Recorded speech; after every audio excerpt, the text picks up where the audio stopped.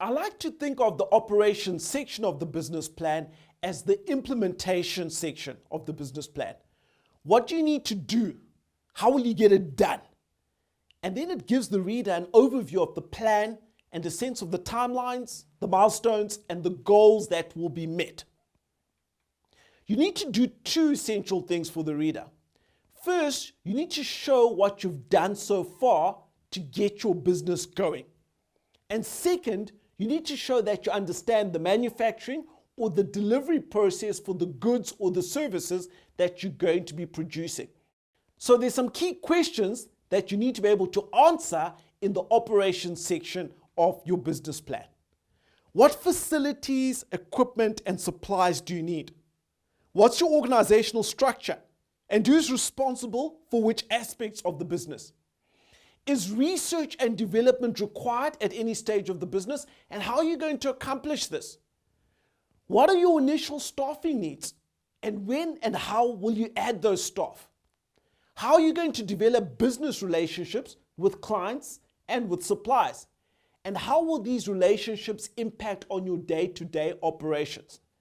How will your operations change as the company grows? And what steps will you take to cut and to manage costs if the company doesn't grow as quickly as you expect? You need to be able to answer all these questions. It's important to write the operations plan in a really specific way, both to your company and to the industry that you're operating in. Don't be generic. It takes away from the power and the authenticity of the plan. So there are at least 6 areas that need to be covered comprehensively.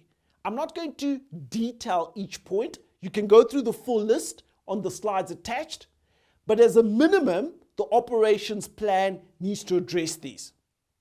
First one, the business location, the type of building you need and the amount of space, any special zoning requirements, power and utilities needs, any specialized construction that you need to do. Second, daily operations, things relating to your organizational structure, the production or service methods, sales and customer service, inventory control, any maintenance, cleaning, and security that you have to undertake. Third is legal considerations. Are there any patents or trademarks or copyrights that you've developed? Are there any licenses and permits that you'll need to use? Any environmental or health regulations that you need to consider? And insurance that really guarantees the continuity of your business that you need to procure. Fourth, personnel requirements. What are the needs from a staff complement perspective?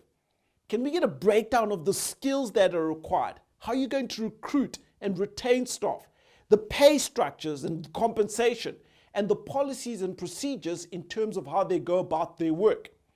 Fifth, inventory. What are your forecasts in terms of inventory levels? Are there lead times? Are there seasonal fluctuations with regards to sales and procurement of inventory? And where are you going to be sourcing your inventory or your stock from? Sixth, your suppliers. Who are the major suppliers? Do you have backup suppliers and contingency plans if some of them fail? And what are the credit and payment policy terms that you're able to get? This is a lot of information. You don't need to include all of it in the business plan in granular detail, but it's going to be useful if you've done the work comprehensively, because it means you can answer any question that may be thrown at you by potential partners or investors. At the same time, you're going to have compiled a really detailed checklist for yourself as to what needs to be done. So by the end of the operations section of your business plan, you should have answered the what you need to do and how you're going to do it within your business.